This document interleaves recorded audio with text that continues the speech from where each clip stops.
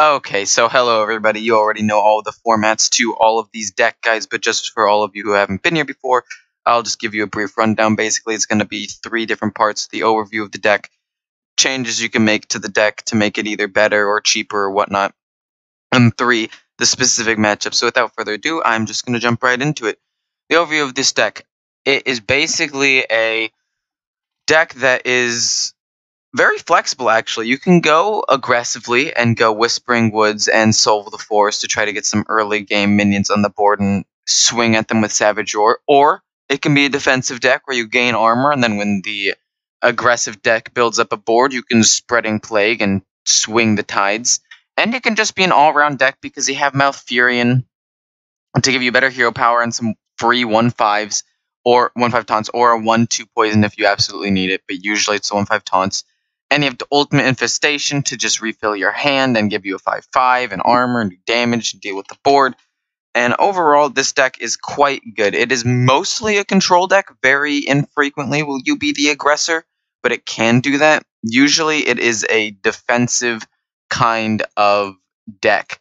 So basically, if you're playing against, say, Odd Paladin, this is just an example matchup, you'd probably play fairly defensively, keep a swipe or whatever, and then probably not a Whispering Woods. You'd wait for a Spreading Plague play, a swipe to kill all of his 1/1s before he levels up, Arcane Tyrant to combo with the Spreading Plague, and things like that. Just controlling the board, not dying, gaining armor with things like Oaken Summons and removal until you get to that point where you can really take the game over.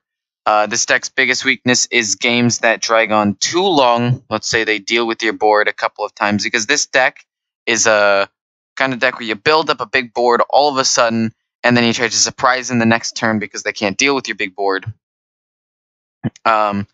Its weakness is decks that are super control-based. More specifically, Warlock, because Defile can continue to wipe your board even after things have died. Even like through Death Rattle. It's actually pretty decent against Shudderwalk and Mage, those control decks, but I'll get into those later on. And it's a little bit in danger of getting blown out by a ton of early game pressure, like a Zoolock. But even then, like, my win rates against all of these decks are, I think, positive. I will get into it in a second, but I'm pretty sure. Actually, you know what? I'll just quickly check it right now. My win rate against all of these decks apparently don't exist. What? What do you mean? Hit me with it. Show me the win rates.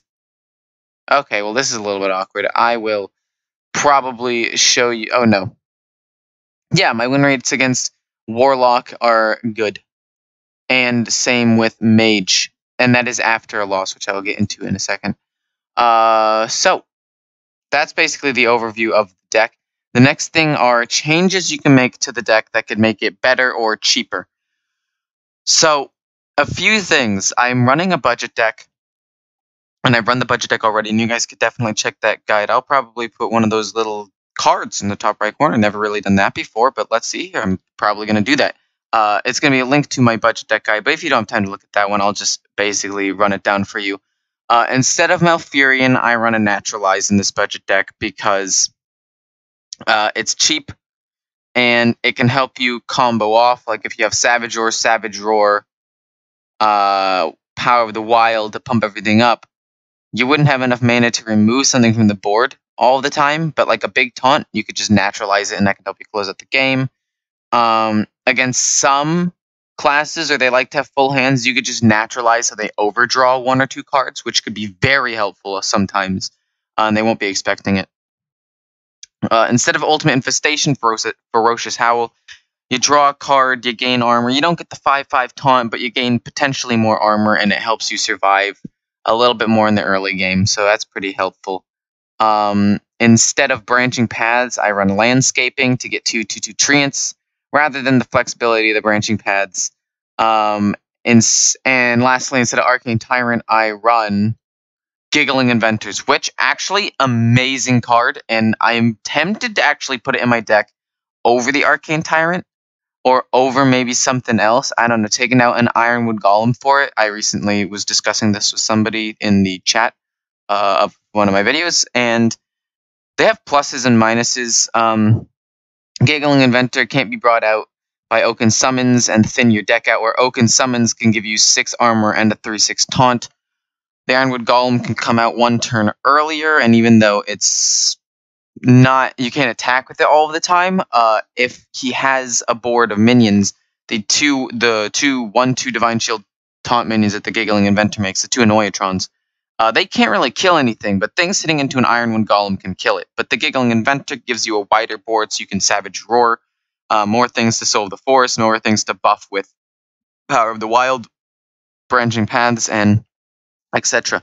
So those are the changes you can make to make the deck more budget. And actually, the Giggling Inventor could be something you put in the actual deck to make it better, although I have not tried that out myself. I'm trying to think of other changes you could make, and really aren't many. A lot of these cards are staples. The ones that I took out were the ones that weren't 100% necessary, like Malfurion. You do not need the hero and the new hero power, but it is quite helpful. If you don't have Malfurion, that might be something to put in a Giggling Inventor for, because Malfurion, you use him for 2 taunts and a new hero power. This one, you'll still get 2 taunts that are pretty sticky, but you'll get a 2/1 minion instead of a new hero power, which is definitely a downgrade, but it is cheaper, and is something else. Like, it keeps the number of targets you can Savage or constant at 3. So I don't know. Actually, no, increases it by 1. What am I talking about? Because you have an extra minion. That was silly. Point is, Giggling Inventor is a card that I would experiment with if you've been thinking about maybe taking out an Ironwood Golem, or if you don't have the legendary, or say you only have 1 UI or 1 Arcane Tyrant. This is definitely stuff you can put in. So now we're going to go to the win rates, and the win rates are quite simple, actually. Basically, beats everything except Warrior and Druid, and I'll go into the mulligan of this. All of the matchups are pretty similar, although there are some differences. The mulligans basically are, actually, no, the entire win rate of the deck, before I get into all that, is actually 69%. I know it says 22-11, but one game, it literally says that I won. Like, the game didn't exist. It says versus Druid. Instead of win or loss, it just says none, and then one of them I disconnected from. So that's 1 extra win and 1 less loss. So that's why I'm saying it's actually like at a 69% win rate. And as you can see, it beats every single matchup except Druid and Warrior. The basic mulligan that you want to run with this deck is definitely go for early Wild Growth and Nourish. Those are the 2 staple cards that you want in your hand. Other than that, really, Oaken Summons could be decent to get you some options. Branching Paths is okay. Spellstone is quite good because you can pump it up with several different things, and you could potentially get it leveled up and kill something that's pretty potent on the board, so it can allow you to survive a little while. Against Odd Paladin, Swipe, very helpful, and sometimes Spreading Plague, but a lot of decks right now are running things that deal with Spreading Plague, like some are running Mossy, the Mossy that kills all things with less than 2 attack, and a lot of them run Void Ripper, so, definitely not necessarily a super keep, but if you feel like Spreading Plague could set up for something, I'd keep it against aggro decks. Trying to think what else. Against control decks, Whispering Woods is sometimes okay to keep. It baits out an early removal, and if they don't remove it and you have Soul of the Forest in your hand, you can then play Soul of the Forest the next turn. But anyway, we're going to go into the specific matchups. Druid, one of the few losing matchups that this deck has. Basically, it only loses because of the decks that I played against. Druid doesn't get too wide, so Spreading Plague doesn't really pop off. And it's hard for you to finish them off, especially if they're running like Mecha'thun or Taunt Druid or Malygos. You don't have the opportunity to really build up a big board in order to finish them off. And against Token Druid, it's really a 50-50. Whoever Whispering Woods first, if it's responded to by Spreading Plague, probably lose. If it's responded to by Swipe, you're probably going to lose. But if it doesn't have a response, for some reason, you actually have a pretty good chance of winning that game. If you can get a Whispering Woods off unpunished and pump them up and do a lot of damage.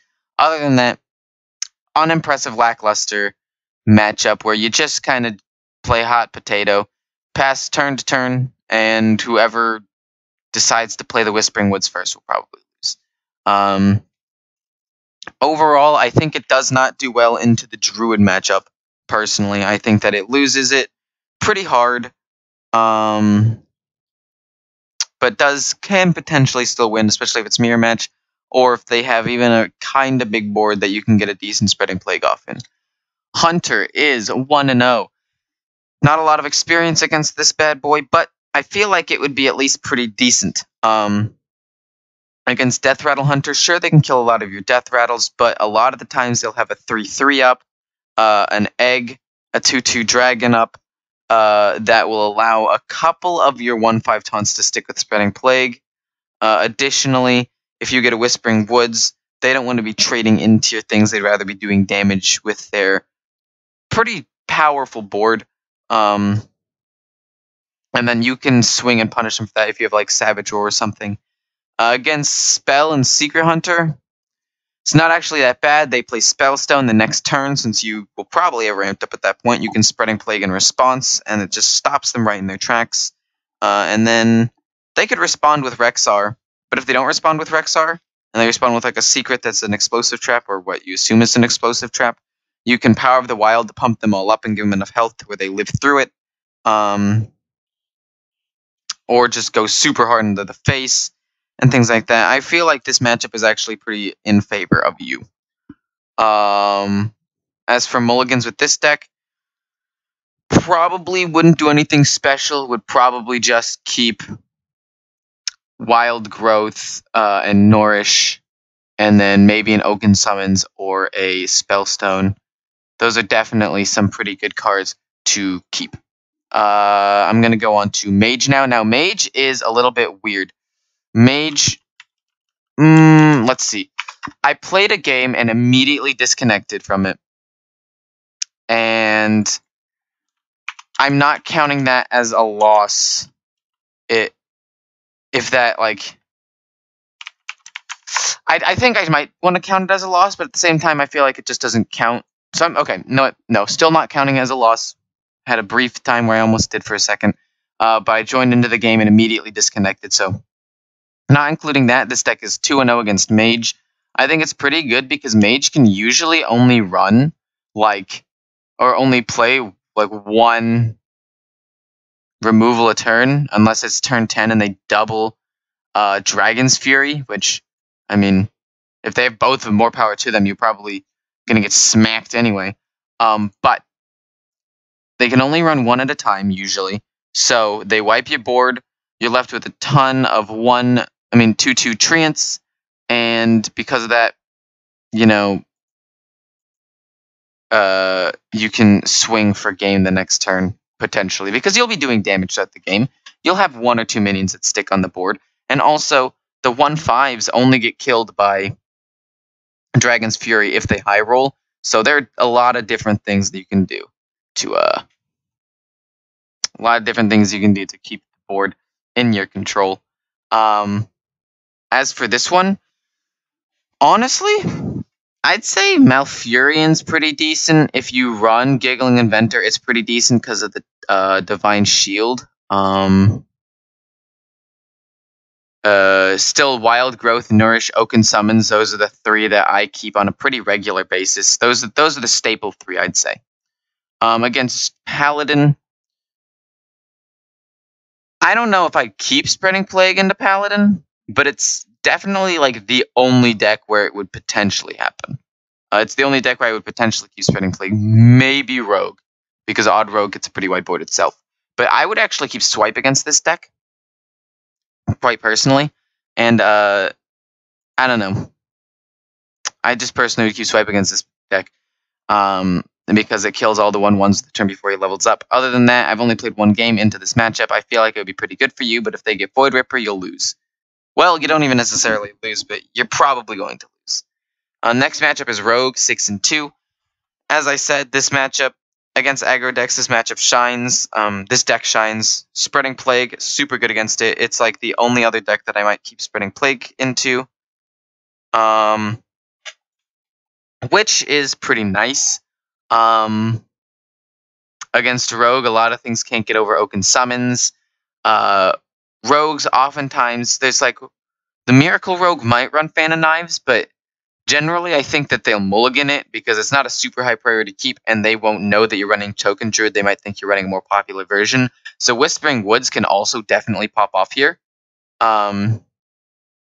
And I might keep Whispering Woods in this matchup, but I'd probably just stick with the staple 3 Wild Growth, Oaken Summons, Nourish, maybe Malfurion, maybe Spreading Plague. I don't know. There are definitely a lot of decent options, but the staple 3 pretty much in every single matchup, actually. Next deck is Shaman. Oh boy, this one's quite an interesting matchup. 5-0. I think it's 5-0 because even Shaman, you play the 0-3 that gives you a ton of Murlocs. Spreading Plague smashes that. Like, honestly, I'd actually run Spreading Plague and mulligan for it in this matchup because of that. Like, if you get to turn 6 and you Spreading Plague, they have no response because all of their minions are super weak. Sure, they might get out a Sea Giant, but that can only kill one of your 1/5 taunts. If you have an entire board of him, he kills one, trades all of his minions into like 1 or 2 more, and you're still left with 4 1/5 taunts that he has to get over. Like, you're still fine. And against Shudderwalk, you have the Death Rattle. It's the same thing as the Mage, except in this matchup, he could potentially have Lightning Storm and Volcano. And if he has both of those in his hand and hasn't overloaded at all, and it's like turn 8 or above, he can deal with your board.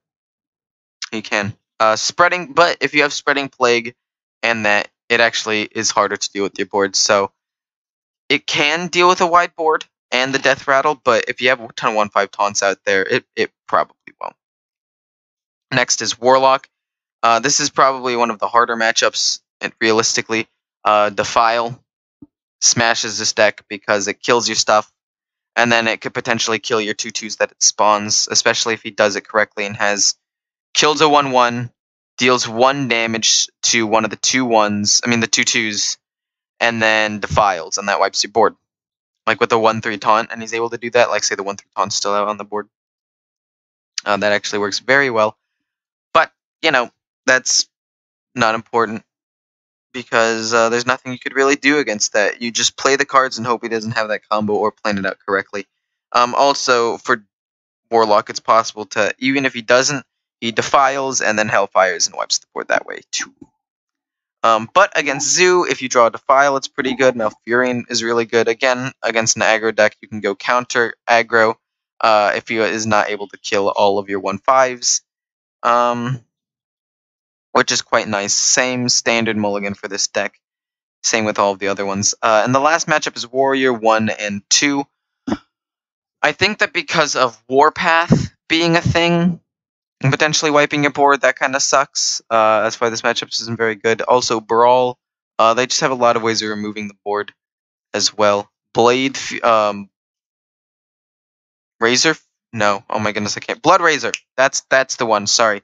The weapon that does 1 damage to everything could potentially wipe your board and do a lot of damage to it. And, I don't know, it has a lot of ways of doing a little bit of damage to things and really dealing with the Whispering Woods play. It's a little easier to get the Spreading Plague play to stick because it's harder for him to kill the minions, but then again, his board won't be very wide, so Spreading Plague probably won't pop off anyway. This matchup is not great. It's not great at all. So I don't know. Also, the Druid matchup isn't as bad as it seems. It's actually 2-3 because one of the decks that it said was nothing against, no win, no loss, was Druid, and I won. So it's technically 2 and 3. So I don't feel like this matchup's terrible, but I do feel like it could be a bit better. And that's basically the rundown of the deck. If you have any questions, feel free to ask. These are the matchups. These are my personal win rates. Maybe my style of play means I do a little bit better or a little bit worse against certain decks. If there's anything to take away from this, Wild Growth, Oaken Summons, Nourish. Those are the holy trinity of this deck. Those are the 3 that you want to keep almost all of the time. And if you don't keep those, Spellstone and Malfurion are pretty decent to keep in standard matchups. Not standard as in the deck type, no, in normal matchups, those decks that you play a lot against, the ones where you don't have to mulligan differently. And against some aggro decks, Spreading Plague and Swipe could be pretty decent. That's pretty much it. I hope you guys enjoyed. And if you have any questions, again, feel free to ask. I would be more than happy to answer them. And I hope you guys all get to whatever rank you guys want to get to. See ya.